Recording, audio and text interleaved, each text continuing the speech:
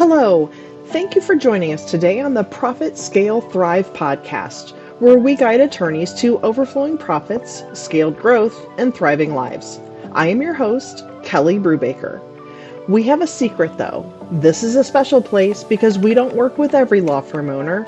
We support the solo attorneys who are also single parents because we know the special challenges you face, and we know the business advice out there is not always practical for you and your firm. Each week, we will talk about things that will give you the insight you need to stop feeling overwhelmed, to gain back your confidence, and to finally enjoy your law firm and your life again. Hello, and thanks for joining me today for podcast episode number 6. Welcome back, or for those who don't know me yet, my name is Kelly Brubaker. I am a CPA and a business coach who supports solo attorneys who are single parents. I'm also a certified Profit First professional, which means I help my clients implement the cash management system presented in the book Profit First, written by Mike Michalowicz.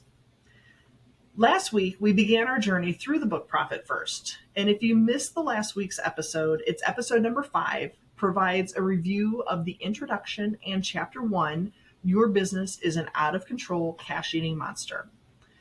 Today, we're going to review chapter number 2, the core principles of Profit First. So Mike starts this chapter by sharing how his wake-up call he spoke about in chapter 1 put him into a dark period of depression and insomnia. The overwhelming shame from the bad decisions, lies of omission, and lack of courage to tell his wife the truth about how bad things were financially for their family. To deal with his depression, he dove headfirst into sleepless nights, entertaining himself with beer, Cheetos, and lots of infomercials. Tired of the infomercials, Mike changed the channel to PBS when he stumbled onto a show hosted by a fitness expert. The fitness expert spoke about how quick fixes did not work and were not sustainable. He continued to explain that simple lifestyle fixes that change how we eat without our even really noticing is what works. Oh, come on! Light bulb. The fitness expert's first suggestion: smaller plates. Human behavior is to fill up our plates with food, combined with many moms of the 70s and 80s encouraging their kids to clean their plate to not waste food. With smaller plates, we can continue to fill up our plates and consume everything while not noticing we are eating less calories. This was a new revelation to Mike. The solution is not to try to change our ingrained habits, which is really hard to pull off and nearly impossible to sustain, but instead to change the structure around us and leverage those habits. To translate this to your business, every penny your company makes is going to one big plate, and you are consuming every bit of it to operate your business. All money is going into one bank account, and you're eating it all. The reality hit Mike at this point that while he believed he was great at cash management because he was frugal or at least a savvy entrepreneur, the truth was he was frugal only when he needed to be. When Mike started his first company, he was able to handle sales calls, service clients, and run the business all by himself with practically no money because he had none at that point. Admittedly, Mike describes how his business began to grow. He enjoyed to spend more and more money as if it were an obligation. The business needed better equipment, a better office, and more employees. Does that sound familiar? His learned lesson was make do with what you have. Whether you have $100 or $100,000 in the bank, just make it happen.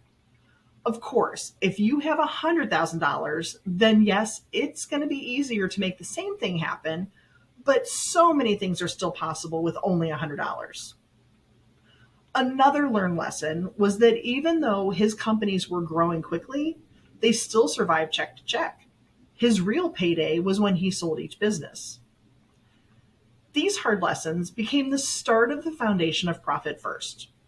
To curb his spending, he created a scenario in his business where he thought he had less cash than he did by allocating only a portion of his income to one bank account dedicated to funding the operations of the business. He created a smaller plate to serve the business. But what would happen to the rest of the income? Could he pay himself an appropriate salary? What about saving for taxes? And the most audacious thought of all, take his profit first. Eventually, Mike came up with the 4 core principles of profit first. First was to use small plates. Second is to serve sequentially. Third is to remove temptation. And the fourth is to enforce a rhythm.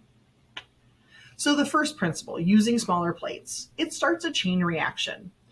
When you use smaller plates, you eat less, which results in losing weight. And the reason this works is due to Parkinson's law, which states that the demand for something will expand to match its supply. Best explained in the business world, if you have 1 week to file a motion on behalf of a client, you will most likely take the full week to draft and file the motion. If you only have 1 day, you will get the same amount of work done in that one given day. Another example of Parkinson's law is with toothpaste. When you have a brand new tube of toothpaste, you most likely place a huge blob on your toothbrush without a thought. If it falls into the sink, no big deal, right? But when you get down to the end of the tube, you squeeze and twist the tube to get the last bits of toothpaste out. Our behavior changes based on how much we have. I want to pause for a moment to emphasize this point. If you never follow profit first, please take away this one lesson, Parkinson's law, to forever change your relationship with money. You need to intentionally make less toothpaste, meaning money, available to brush your teeth, meaning to operate your business. When there is less, you will automatically run your business more frugally, and that's good, and you will run your business far more innovatively, and that's great. By taking your profit, setting aside a reasonable salary, and saving for your taxes, you will be forced to use your money smarter to operate your firm. The second core principle, serve sequentially. Sticking with the nutrition analogy, if you start a meal by eating your vegetables first, you are sure to get your nutrients and vitamins, and you naturally will eat less when you move to the next food group because the veggies will start to fill you up. This principle is based on the primacy effect. Primacy effect states that we place additional significance on whatever we encounter first. I'm going to tell you 2 sets of words. One set describes a sinner, and the other describes a saint. The goal for you is to determine which one is as quickly as possible. Here we go. First set of words. Evil, hate, anger, joy, care, and love. Second set of words. Love, care, joy, anger, hate, and evil. You most likely identified the first set of words to be the sinner and the second as the saint. But the 2 sets of words are really the same words in reverse order. When evil and hate start the sequence, it must be the sinner. Love and care are emphasized, so that must be the saint. Why this principle is important is because the conventional accounting formula of sales minus expenses equals profit is wrong. It places emphasis on the wrong things, sales and expenses. It puts many business owners in the cycle of selling and then paying bills and repeating this over and over. We stay stuck in this cycle and are upset that we never see our target profit year after year. When it comes to profit first, it is the focus, and it is never forgotten. Eliminating unnecessary expenses will bring more health to your business than you can ever imagine. The third principle, remove temptation. So anyone who's ever tried to lose weight knows most diets start by telling you to throw away all the bad food before you start the diet. How this applies to cash management is if you see the money, you may be tempted to spend it when you see a shiny new object in a few weeks. With regards to money, out of sight is out of mind. To those who worked at a large firm or in corporate before starting your own firm, this is the impact of a 401k. The money is pulled from your paycheck before it hits your bank account, and then it's put into an account that's out of reach. It does not take long for small contributions to add up. It works the same for your business.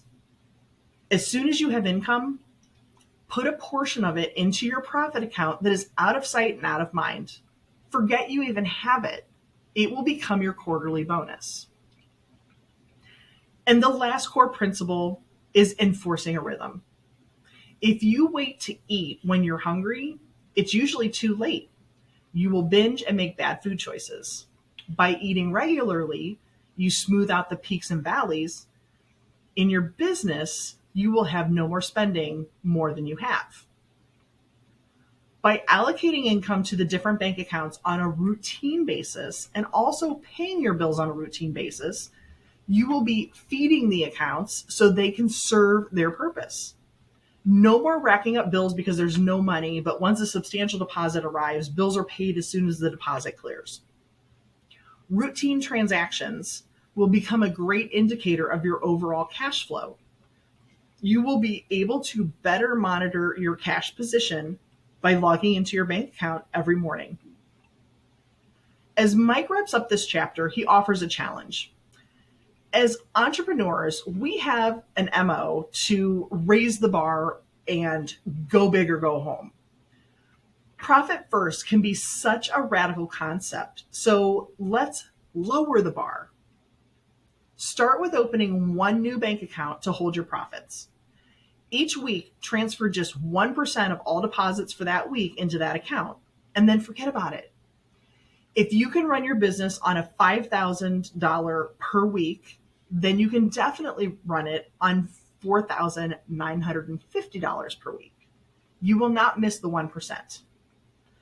Over a short amount of time, you will magically prove to yourself that profit first works. The goal here is to win over your mind and realize that the unfamiliar process of taking your profit first is not that scary after all. You will set yourself up for long-term success when you implement the rest of the system.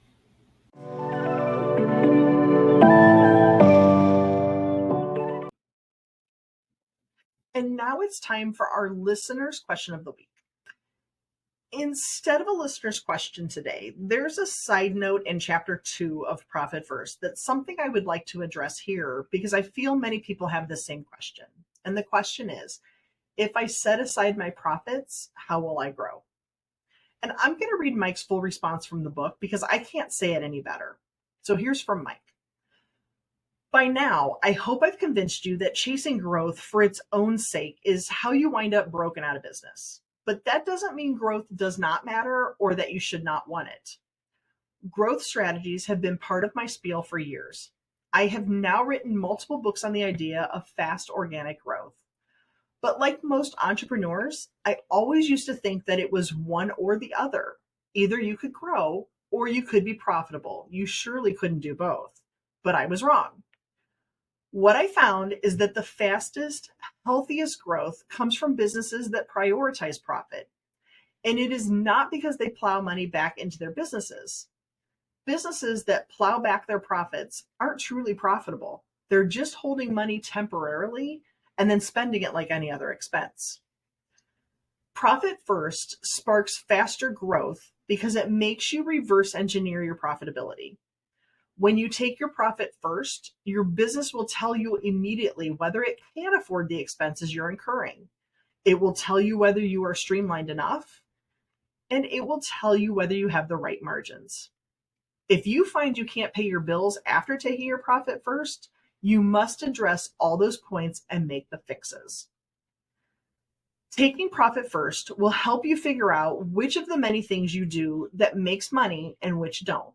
The direction's then obvious. You do more of what is profitable and you fix or dump what is not. You will focus on what makes profit for you naturally, and you will get better and better at it. And when you get better at what your customers really want and like, they will like you more. All of this translates into fast, healthy growth. Boom. Specialists such as heart surgeons know the secret. Keep doing a few things like heart surgery really, really well, and you will attract the best customers, dictate the biggest premiums, and see your practice grow to be world-renowned. Alternatively, the general practitioner does everything from hangnails to rashes, coughs, and colds, but never specializes, and therefore attracts the general customers. And when things get serious for the patient, that cough is actually indicating heart disease, the general practitioner refers the work to the specialist, who then collects all the premium money for her services. Specialists own the biggest houses in town, while the general practitioners can't afford to pay off their student loans. To grow the biggest and the fastest, you need to be the best at one thing you do. And to become the best at something, you need to first determine what you are best at and do it a whole lot better. To get there, you take your profit first, and the answers to being the best at something will reveal themselves. If you would like to submit a question for a future episode, please send an email to podcast@profitscalethrive.com. And no, by sending an email, you will not get added to an email distribution list. There will not be a phone call, and there will be no sales pitch. We follow the golden rule: treat others how you wish to be treated.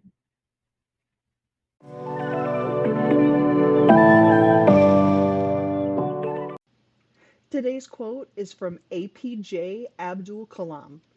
To succeed in your mission, you must have single-minded devotion to your goal.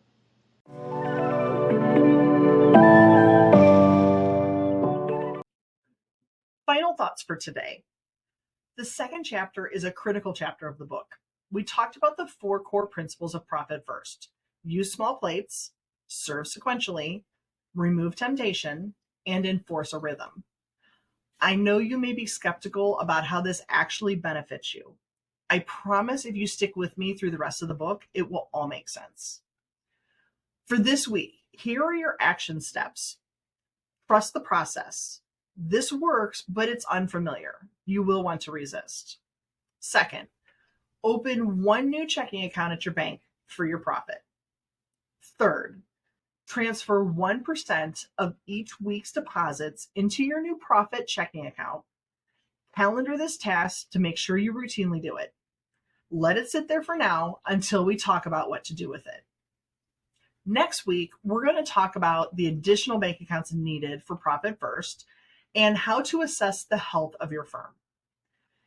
If you have any questions about today's episode, please feel free to comment if you're watching on YouTube, or send me an email at podcast@profitscalethrive.com.